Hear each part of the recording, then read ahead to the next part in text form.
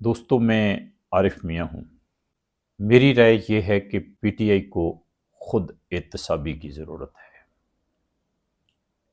ان تمام لوگوں اور سینئر جرنلسٹوں کو جو یہ سمجھتے ہیں کہ پی ٹی آئی سے بلے کا نشان واپس نہیں لینا چاہیے تھا اور وہ بہت جذباتی ہوئے ہیں، انہیں جذباتی ہونے کی بجائے پی ٹی آئی کی خود احتسابی میں مدد کرنی چاہیے۔ یہ سوال ہے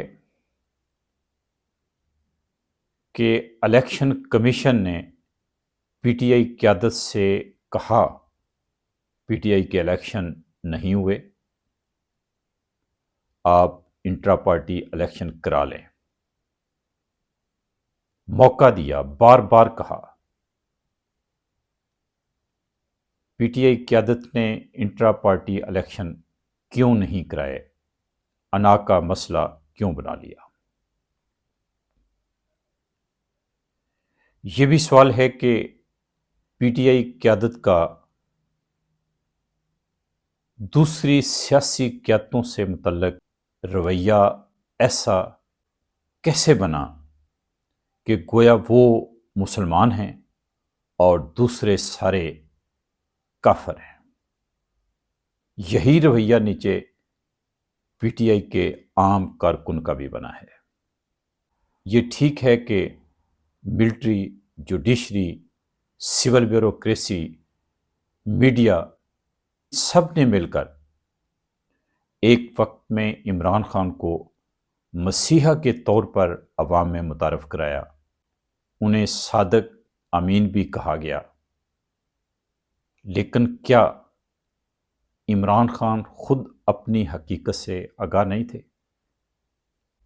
یہ پہلو بھی سوچنے سے تعلق رکھتا ہے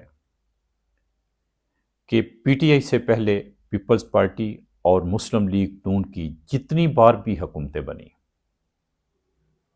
ہر حکومت کو ابتدا ہی سے ملٹری اور جوڈیشری کی طرف سے مداخلتوں اور دباؤ کا سامنا رہا، جبکہ پی ٹی آئی کو ملٹری، جوڈیشری، سول بیوروکریسی، حتیٰ کہ میڈیا کی طرف سے بھی سپورٹ حاصل رہی، لیکن پی ٹی آئی حکومت نے ڈیلیور کرنے کی بجائے سیاسی جماعتوں کو ختم کرنے پر زور لگایا۔ ایسا کیوں ہوا؟ عمران خان کیا بننا چاہتے تھے؟ یہ بھی سوال ہے کہ جب پی ٹی آئی حکومت کے خلاف تحریک عدم اعتماد پاس ہوئی تو P T I chairman Imran Khan نے اپنے پارٹی ممبران سے اسمبلی سے استعفے دلوا دیے۔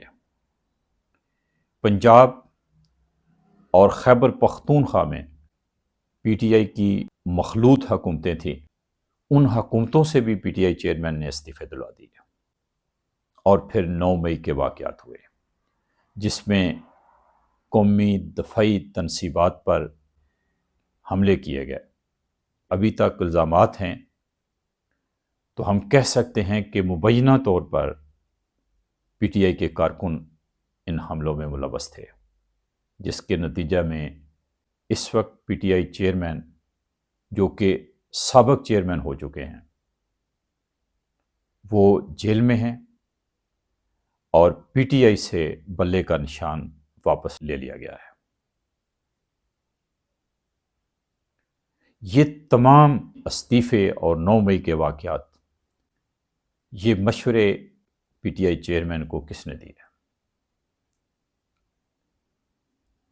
یہ بھی سوال ہے کہ آیا پی ٹی آئی خود احتسابی کی ضرورت محسوس بھی کرتی ہے؟ بہت شکریہ۔